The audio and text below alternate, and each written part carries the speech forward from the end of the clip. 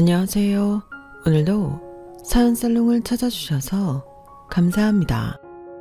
저는 결혼 1년 지내고 2년을 못 채우고 이혼하게 된 30대 여성입니다. 전 남편 사이에 아이는 없고요. 제가 30대 후반에 결혼을 해서 빠른 결혼은 아니었어요. 제가 결혼 자체에 생각이 별로 없었거든요. 그런데 사람이 큰일을 겪으면 심경에 변화가 생긴다고 어느 날 갑자기 찾아온 불행에 저는 물론이고 저희 가족이 모두 와르르 무너지고 말았는데, 그때 제 옆에서 그런 저와 제 가족을 챙겨준 사람이 바로 제 전남편이었어요. 저랑 전남편은 대학 시절 때 선후배로 꽤 오래 알고 지낸 사이였는데 나중엔 오빠 동생 하면서 가깝게 지낸 사람이었죠. 그리고 어쩌다 보니 저희 부모님과도 안면을 트고 저희 집에도 두어 번 온 적이 있었는데요. 그때까지만 해도 저와 전 남편이 부부의 연까지 맺게 될 줄은 몰랐어요. 그건 저희 부모님도 마찬가지였고요.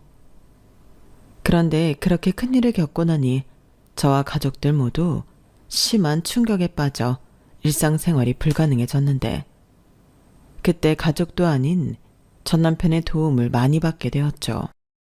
내가 출장 다녀오는 길에 유명한 국밥집에서 국밥을 사왔거든. 이거 가지고 들어가서 부모님이랑 먹어라. 오빠, 마음은 고마운데 그럴 필요 없어. 나도 그렇고 우리가 지금 밥 먹고 싶은 마음이 없어서. 야, 너도 너지만 부모님 그러다 쓰러지셔. 너라도 나서서 부모님을 챙겨야지. 아니다. 지금 가고 있으니까 문이나 열어줘. 내가 가서 챙겨드릴 테니까. 이렇게 그 사람이 불쑥불쑥 저희 집에 들어와 밥도 챙기고 청소도 하고 이것저것 신경을 쓰는데, 처음엔 불쾌하고 왜 저러나 싶었지만 이내 점점 그 마음이 고맙게 다가왔어요. 무엇보다 다른 사람들은 산 사람은 살아야지 언제까지 그러고 있을 거야 라고 말하던가, 힘들지? 그래도 힘내. 하늘에 있는 동생도 그걸 바라고 있을 거야 라며 나름의 위로를 하곤 했는데, 그 사람의 위로 방법은 좀 달랐던 것이 인상이 깊었죠. 힘들지? 무리할 거 없어. 울고 싶으면 울고 화내고 싶으면 화내도 돼. 아무리 오래 걸린다고 해도 다른 사람도 아닌 동생인데 당연하지. 나는 네가 나한테 어떤 모습을 보인다고 해도 상관없으니까 충분히 시간을 가져. 대신 부모님 앞에서는 무너지는 모습은 보이지 말고, 그런 모습은 전부 나한테 보여주고 좀 힘들더라도 부모님 앞에서는 그러지 마. 그렇다고 억지로 힘내라는 말은 아닌데, 그래도 너까지 무너지면 부모님은 다시 일어설 수 없어. 그건 너도 바라는 게 아니잖아. 이렇게 말을 해주는데 그 말이 너무 제 가슴에 와닿았어요. 뭔가 정말로 저와 제 가족을 챙겨주는 기분이었는데, 이런 사람이라면 힘들고 아픈 제 마음을 의지하고 싶더라고요. 그렇게 한번 마음을 주니 저는 금세 마음이 기울었고, 전 남편 역시 저와 제 가족을 챙기다 보니 자기도 마음이 점차 변하게 되었는데요. 그렇게 저와 저희 가족, 그리고 그 사람은 가족이 되고 싶었어요. 하지만 여기서 한 가지 문제가 초반부터 있었는데, 그 사람은 저희가 연인 사이가 되기 전부터 저희 가족을 만났지만 저는 그 사람의 가족을 본 적이 없다는 거였죠. 다른 이유가 있었다기보다 그 사람의 본가가 지방이라 굳이 그 집에 갈 일이 없었어요. 저는 서울에서 태어나 쭉 서울에 살면서 대학도 서울에서 다녔으니 집에서 통학을 했는데, 그 사람은 전라도 광주 사람으로 대학을 서울로 오면서 자취를 했었거든요. 그리고 그렇게 시작한 그 사람의 서울살이는 군대 다녀오고 대학 졸업 후 취업을 하면서 쭉 이어나가게 되었는데, 사귀는 동안에도 그 집에 인사를 가는 일은 없었어요. 생각해보면 제가 먼저 인사를 가고 싶다는 생각도 없었을 뿐더러 그 사람이 자기 식구를 보여주는 걸 좀 꺼려했던 것 같았는데 실제로 결혼을 약속하고 처음으로 그 집에 인사를 가니 첫 인상부터 참 어렵더군요. 저를 아래 위로 훑으시고는 못마땅하다는 얼굴로 한숨부터 쉬셨는데 그 기분이란 당해보지 않으면 절대 알 수 없을 거예요. 그만큼 저를 마치 무슨 상품 보듯 검수하는 눈빛이었는데 아무 말도 하지 않았지만 저를 마음에 들어하지 않는다는 건 알 수 있겠더라고요. 그래서 내심 속으로 이를 어쩌면 좋을까? 이리저리 궁리를 하는데 시어머니가 먼저 말씀을 시작하셨어요. 생각했던 것보다 아가씨가 많이 말랐네. 이래서 살림하고 애 낳아서 키울 수 있겠어? 요즘 여자애들은 죄다 말라 빠져서는 내가 은근히 걱정했는데 저렇게 살 집이 없어서는 어떻게 애를 낳을까? 엄마는 무슨 초면부터 그런 말을 해.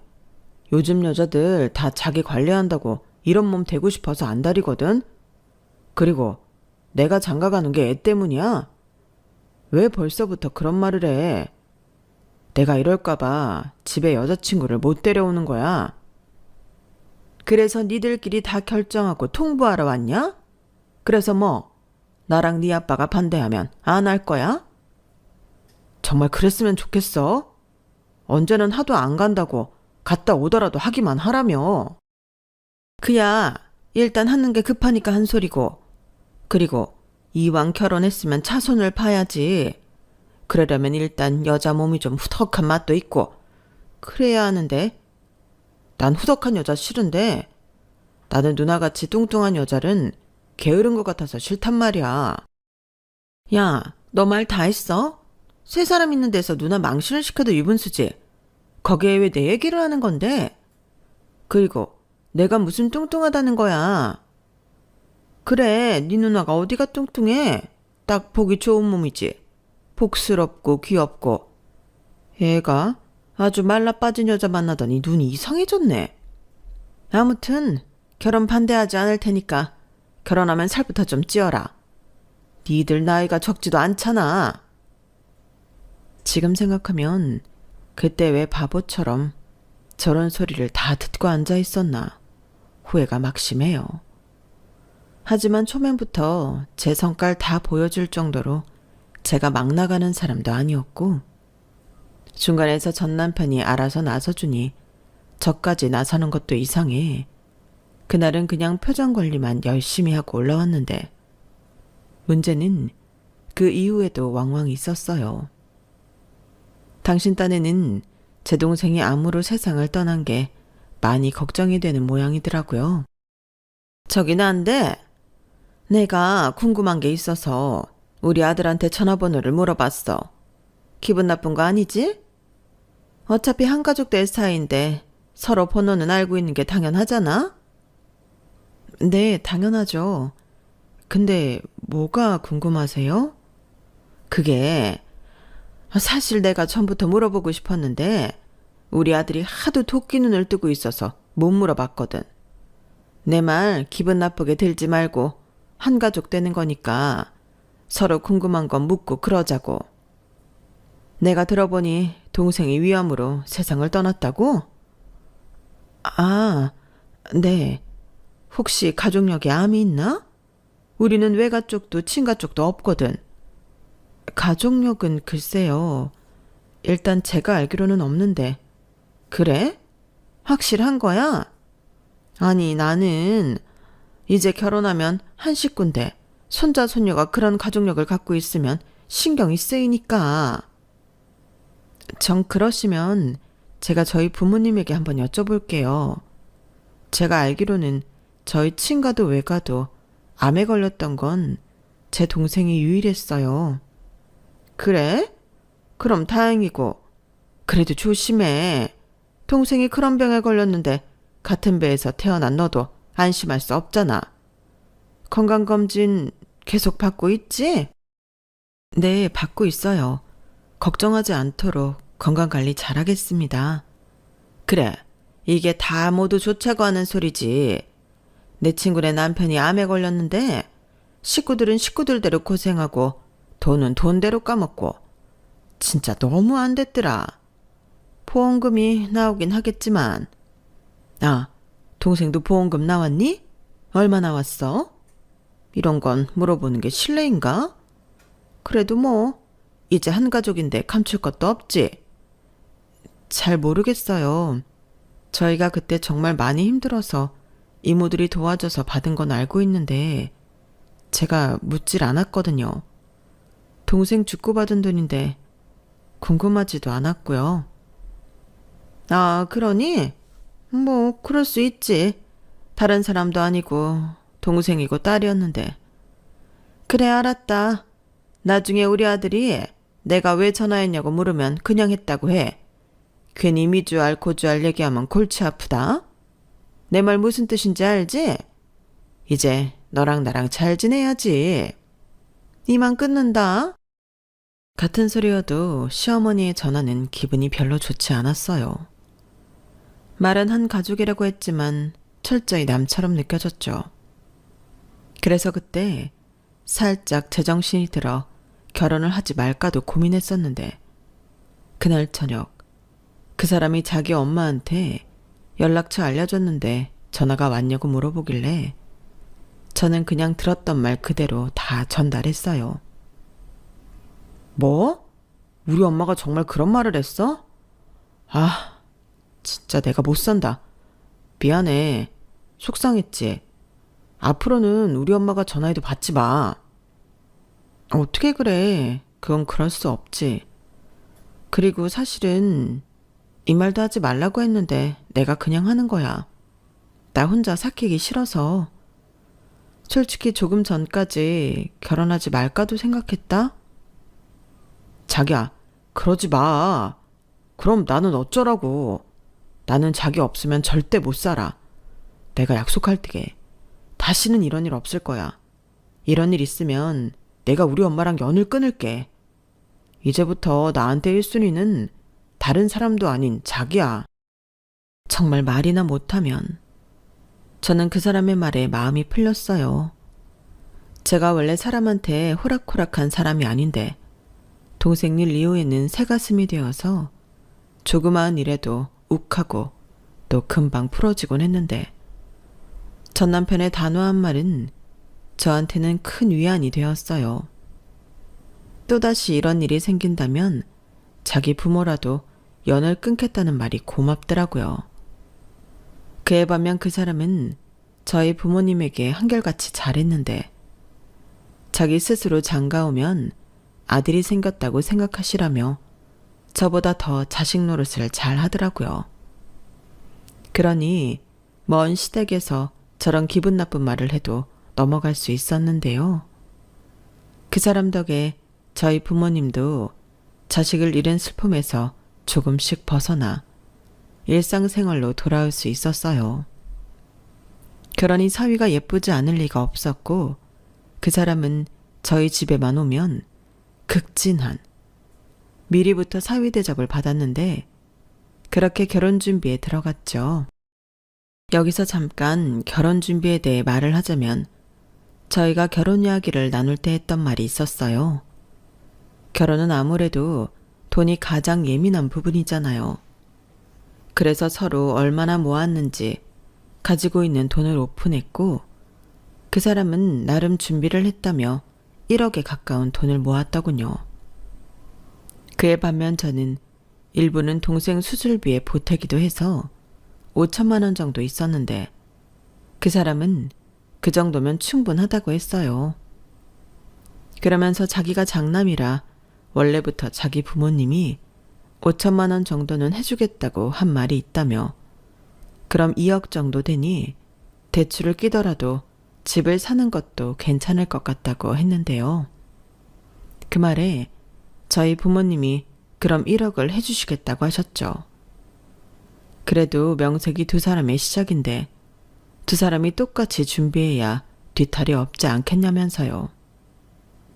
그럼 모두 다 해서 3억이 되는 돈이었고 그 돈이면 집도 사고 결혼 준비도 잘할 수 있을 것 같아 내심 기분이 좋았는데 일단 그건 뜻하는 바가 이루어지지 않았어요. 예비시댁에서 자기들이 언제 그런 말을 했냐며 말을 바꾸셨거든요. 게다가 위에 누나도 아직 시집을 못 갔는데 무슨 5천만 원이나 해달라고 하냐며 자기 아들을 나무라셨다고 하셨는데요. 그 소리를 듣고 솔직히 욱하는 마음이 올라왔어요.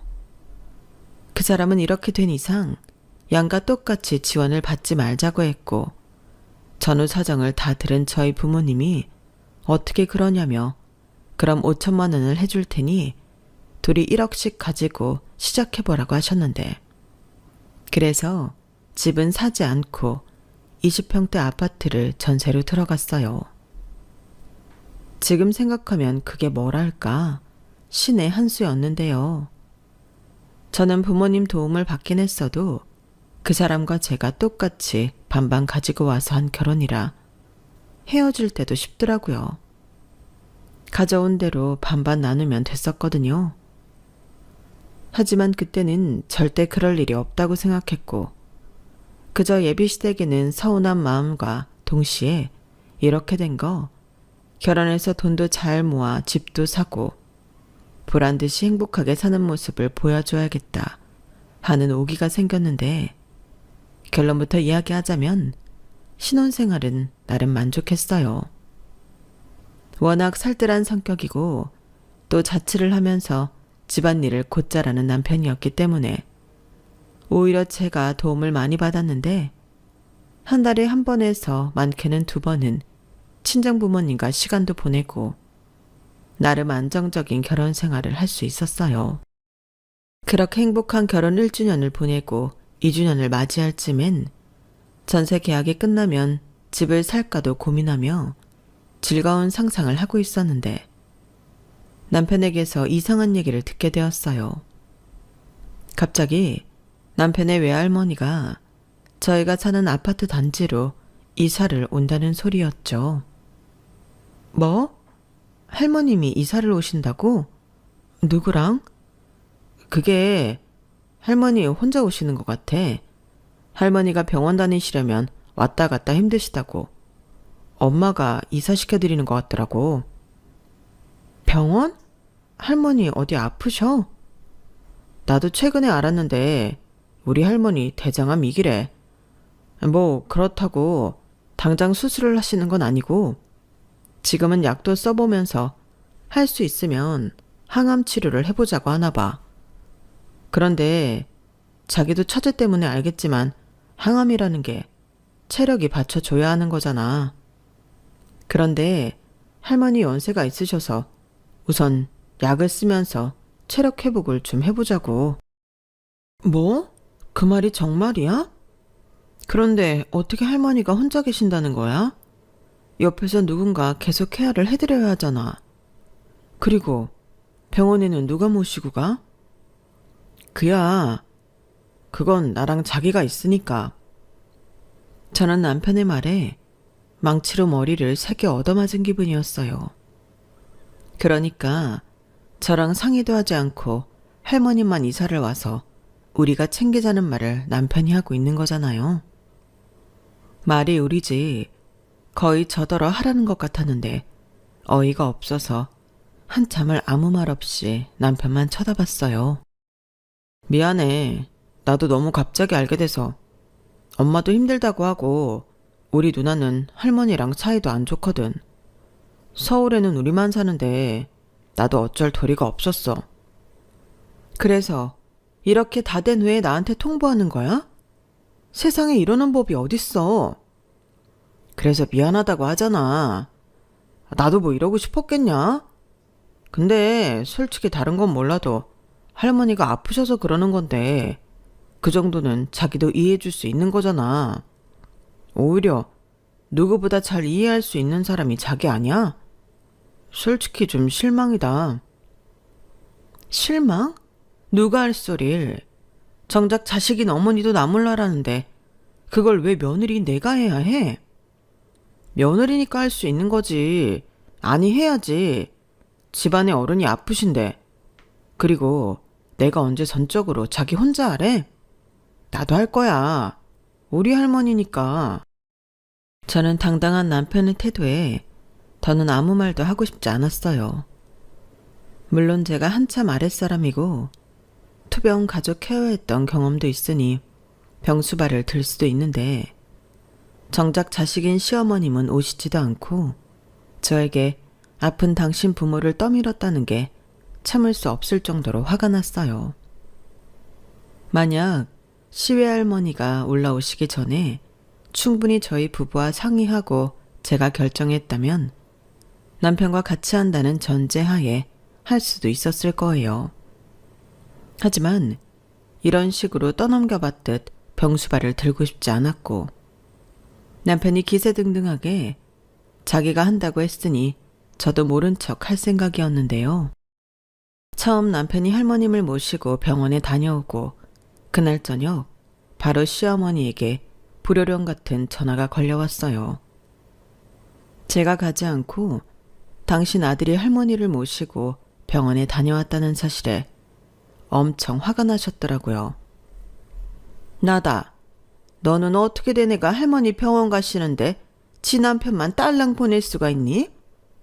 네가 생각이 있는 애야 없는 애야. 당연히 손주 며느리가 할머니 모시고 가서 살뜰히 챙겨드려야지. 어머니도 안 하시는 걸 왜 저한테 강요하세요? 저든 남편이든 누구든 하면 되는 거잖아요. 왜 굳이 꼭 저여야만 하는 건데요? 어머, 얘 말하는 것 좀 봐. 너는 집에서 어른한테 그렇게 하라고 배웠냐? 아주 몰상식하게. 당연히 네가 여자고 며느리인데 네가 해야지.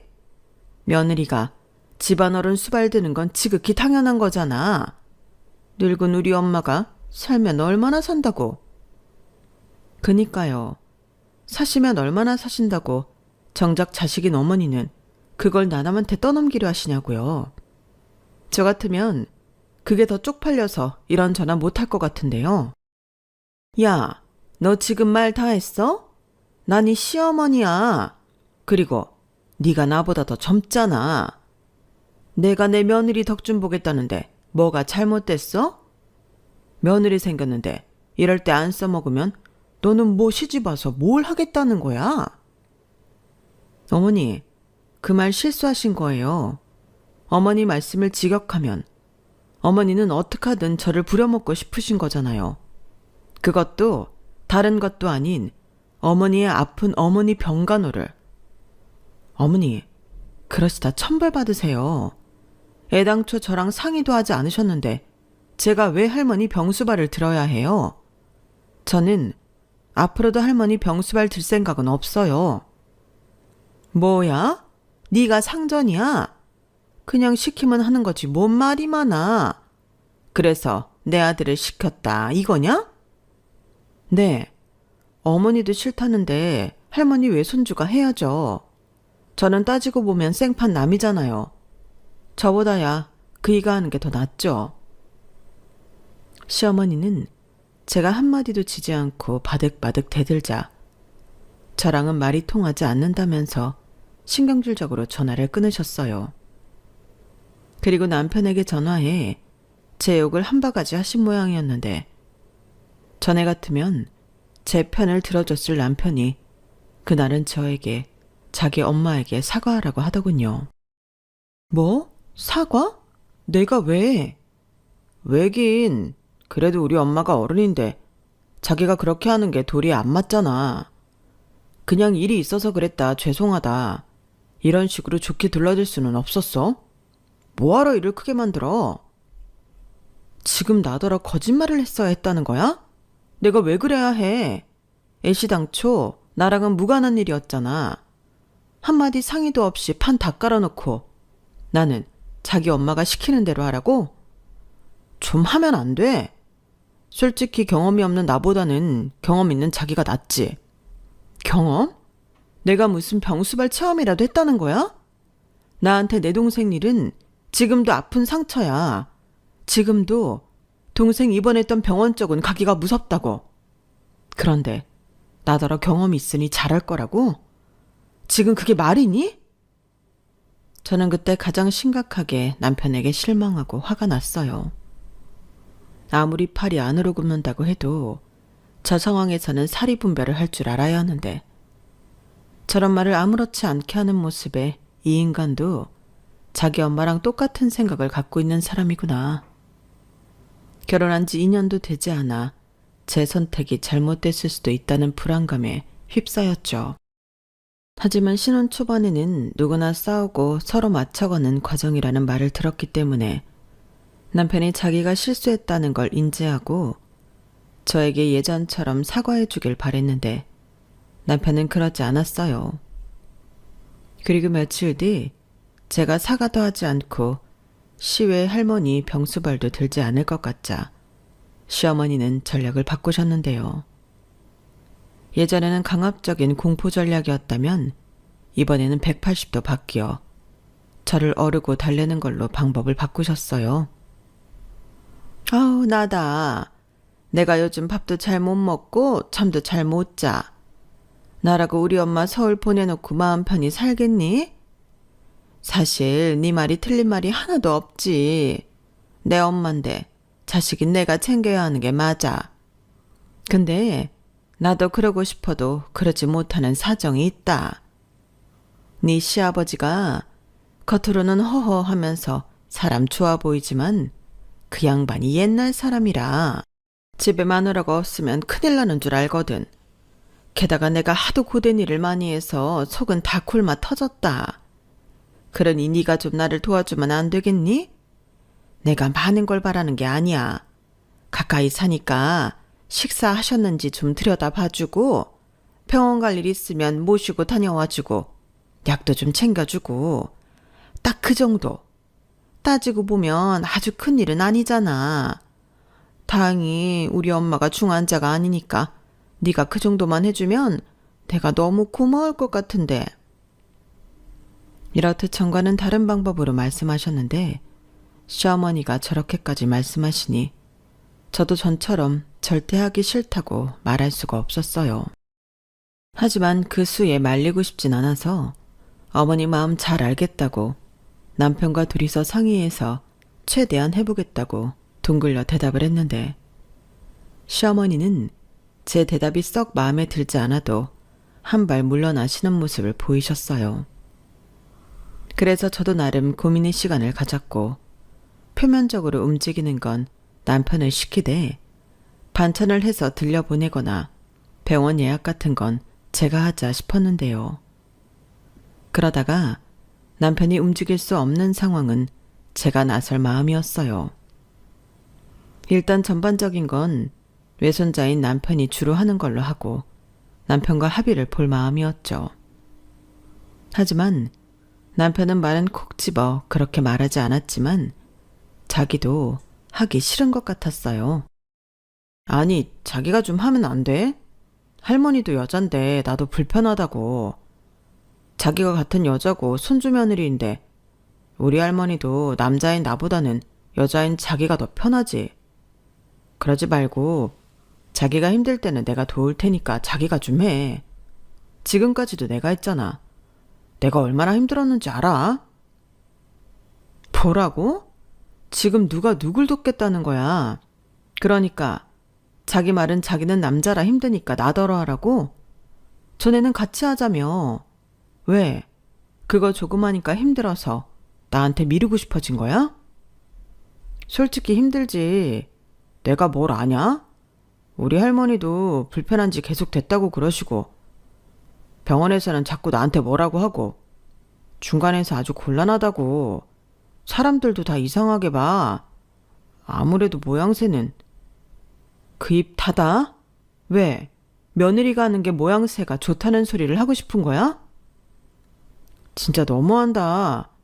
자기 동생 암에 걸렸을 때는 그렇게 집에도 가지 않고 회사에 휴직계 내고 내내 동생 곁에 있었으면서 왜 우리 할머니는 남이라는 거야? 사람 그렇게 안 봤는데 정말 이기적이네. 그래, 나 이기적이야. 지금 할머니랑 내 동생이랑 같아? 그리고 내가 전에도 말했지? 내 동생 얘기는 지금도 나한테는 상처라고. 어떻게 나한테 이래? 나야말로 사람 그렇게 안 봤는데 너무하네. 자기 부모 남한테 떠넘기는 당신 어머니나 모양새 따지면서 힘들다고 나한테 떠미는 당신이나 아주 무전자전이야. 저는 그날 도저히 참을 수 없어서 계속 나한테 병수발을 강요하면 이혼장 날아갈 줄 알라고 강하게 말했어요. 솔직히 아픈 할머님을 생각하면 못할 것도 아니긴 했는데 제가 마음에서 우러나와 하는 게 아닌 자기들이 힘들고 하기 싫어서 떠넘기는 걸 받고 싶은 마음이 없었어요. 그리고 남편은 마침내 생각보다 제가 쉽게 넘어가지 않고 또 점점 반응이 격해지니 그 이상은 저를 건드리지 않았는데요. 하지만 일은 거기서 끝나지 않았어요. 그냥 그렇게 조용히 입 닫고 있을 것이지 남편은 자기 엄마한테 쪼로로 일러 바친 것이 문제가 되었죠. 자기 말로는 돌아가는 상황을 자기 집에도 이야기를 해둬야 집에서도 대책을 세울 것 같아 이야기를 했다고 하는데 나중에 알고 보니 남편은 지도 못한다고 하고 자기도 더는 힘들어 못한다고 자기 누나를 올려보내든 것도 아니면 다시 할머니를 모시고 가라고 집에다 이야기를 한 거였어요. 그러니 시어머니가 또다시 화가 나서 저에게 득달같이 전화를 하셨는데 첫마디가 지금도 잊혀지지 않는 명언이었죠. 어디서 여자가 먼저 하늘 같은 남편한테 이혼 얘기를 꺼내? 라고 하셨는데 저는 그 말을 듣고 어이가 없어 헛웃음이 나왔어요. 남녀가 서로 잘 살아보자고 합의하고 한 결혼인데 이혼 얘기는 남자든 여자든 먼저 못 살겠다 싶은 사람이 하는 거잖아요. 하지만 시어머니는 저를 무슨 자기 아들을 모시는 하녀라도 되는 듯 저런 말을 했고 저는 이런 집구석에서는 탈출이 답이라는 생각을 하게 되었죠. 하지만 이런 마음을 품고 있다는 것도 모르던 시어머니는 당신이 무슨 제 위에 윗전이라도 되는 듯 이렇게 말씀하셨는데요. 내가 우리 엄마를 모시고 살라고 했냐? 네가 뭔데 우리 집에 풍파를 일으켜? 풍파를 일으킨 건 제가 아니라 어머님이시죠. 어머니야말로 저를 얼마나 무시하셨으면 저한테 상의도 하지 않고 일을 이렇게 만드세요. 어머니는 지까짓 게 어쩌겠냐는 마음으로 일부러 할머니 저희 아파트에 이사 오시도록 한 거잖아요. 이건 아프신 할머니 마음도 전혀 배려하지 않은 처사예요. 네가 뭔데 내가 하는 일에 토를 달아? 나 때는 그런 거 꿈도 못 꿨다. 기라고 하면 기고 시키는 대로 다 했어. 근데 돈은 뭔데 이렇게 뻗대는 건데? 네가 그렇게 잘났어? 원래 여자가 시집 왔으면 기꺼이 시집살이 하고 시집 수발 들고 하는 거야. 저는 싫어요. 어머님이 그렇게 사셨다고 저까지 그렇게 살아야 하는 건 아니잖아요. 그래서 어머니도 그이도 자꾸 저한테 싫은 걸 강요하니까 이혼하겠다고요. 불쌍한 우리 엄마. 싸가지 없는 손주 며느리 때문에 암에 걸렸는데 병수발도 못 받고. 우리 엄마 잘못되면 그건 전부 너 때문이야. 그게 왜 저 때문이에요? 억지 좀 그만 부리세요. 할머니 불쌍한 거 맞죠? 딸이 이렇게 자기 엄마 병수발 안 들려고 꼼수를 부리는데 마음이 얼마나 슬프시겠어요. 제가 어머니보다 암 환자 가족을 먼저 해봐서 아는데요. 당사자 마음이 제일 중요해요. 제가 할머니라면 다른 사람도 아닌 딸인 어머니한테 제일 서운할 거라고요. 그렇게 살지 마세요. 어머니도 자식 있잖아요. 나중에 똑같은 대우 받을 거예요. 뭐야? 너 지금 말 다 했어? 이런 싸가지 없는 년? 어디서 감히 어른한테 못난 주둥이를 놀려? 너 내 손에 죽고 싶어 환장했냐? 시어머니는 제 말에 전곡을 찔렸는지 전보다는 훨씬 높은 수위로 흥분하셔서는 저한테 욕을 하기 시작하셨어요. 그래서 저는 그 욕을 전부 녹음했고 그렇게 제가 싫다고 하시니 피차 서로 보지 않고 사는 게 좋지 않나며 이혼하겠다고 말했는데 저더러 아픈 할머니 모시기 싫어서 이혼하는 천하의 못된 년이라고 마지막까지 악담을 하셨어요. 그러면서 이혼할 때 하더라도 제가 내빼는 거니 몸만 나가라고 했는데요. 말도 안 되는 소리죠. 제가 그래야 할 이유가 없잖아요. 그런데 자기 엄마한테 전화를 받았는지 남편이 제가 일하는 회사에 찾아왔고 자기 엄마한테 들은 말이 전부 다 사실이냐며 고래고래 소리를 질렀는데 그때는 장소가 장소인 만큼 너무 창피했죠. 이런 꼴을 보려고 청첩장 돌리고 결혼한 게 아닌데 너무 치욕스럽더라고요. 그리고 그날 더 미룰 것도 없어서 일찍 퇴근해서 합의 이혼 서류를 챙겨서 집으로 돌아갔어요. 어차피 우리 둘 사이에 아이도 없고 복잡할 것이 없으니 서로 도장 찍고 빨리 끝내버리고 싶었어요. 그렇게 굳은 일, 하기 싫은 일 전부 저에게 떠넘기고 싶어하는 인간들에게 나는 이렇게 서류 한 장이면 남이 되는 사람이라는 걸 똑똑히 보여주고 싶었죠. 그리고 솔직히 저들도 저를 못됐다는 등 싸가지 없다는 등 아픈 할머니도 외면하는 싹수 노란 사람으로 몰았으니 이혼 서류에 도장을 안 찍을 이유도 없다고 생각했는데요. 어이없게도 남편은 자기는 이혼할 생각이 없다고 하더군요. 진짜 무슨 저런 거머리 같은 인간이 다 있나 싶었어요. 그러면서 한다는 말이 이번 일은 무조건 제가 잘못한 거니 제가 생각을 고쳐먹고 자기 할머니 완치 판정 받으실 때까지 제가 며느리 도리하는 게 맞다고 했는데요. 그때 말했네요. 너나 손주 도리해. 그 집 식구들 아무도 도리 안 하는데 왜 나만 해야 하는데? 나도 정말 니네 할머니 생각해서 이렇게까지 안 하고 싶었는데 제일 나쁜 인간들은 니네들이야. 나 녹음한 것도 있고 이혼 못할 이유 없거든. 도장 못 찍겠으면 말어. 소송할 테니까. 저렇게 말을 하니 남편도 움찔하는 눈치였어요. 자기도 소송을 하면 자기가 유리할 것이 없다는 걸 모르지 않았을 거니까요. 그래서인지 금세 말을 바꿔서 알겠다고 했고 저는 이것저것 따지는 것도 싫어서 반반 똑같이 해서 한 결혼 반반 똑같이 나눠 갖고 헤어지자고 했는데 남편은 알겠다고 수긍했어요. 제가 위자료라도 달라고 하면 자기도 골치 아픈데 반반씩 나눠 갖고 끝내자고 하니 자기도 고마웠겠죠. 하지만 이 소식을 들은 시어머니는 제가 자기 아들 인생 망쳤다며 반은 무슨 반이냐고 저더러 몸만 나가라고 했는데 그러면서 한 소리가 저를 참지 못하게 했네요. 가만 보니 네가 심보가 고약해서 네 동생이 네 여보로 일찍 갔나 보다. 너는 네 동생한테 평생 숙지하면서 살아야 해. 뭐라고요? 지금 말 다 하셨어요? 그러는 어머니 심보도 고약하긴 둘째라면 살아오니 할머니도 오래 못 버티시겠네요. 하기사 복도 없지. 어머니 같은 딸을 낳았는데 살아봤자 뭐예요?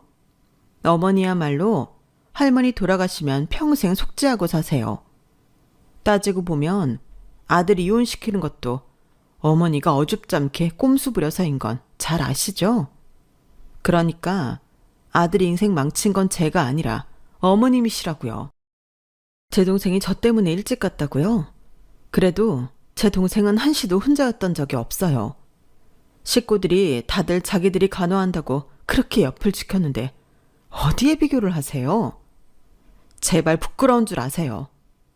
저는 남이지만 어머니는 자식이잖아요. 저 어머니 때문에라도 좋게는 이혼 못하겠네요. 제대로 청구할 건 청구할 테니 이제 아들 원망도 들으면서 사세요.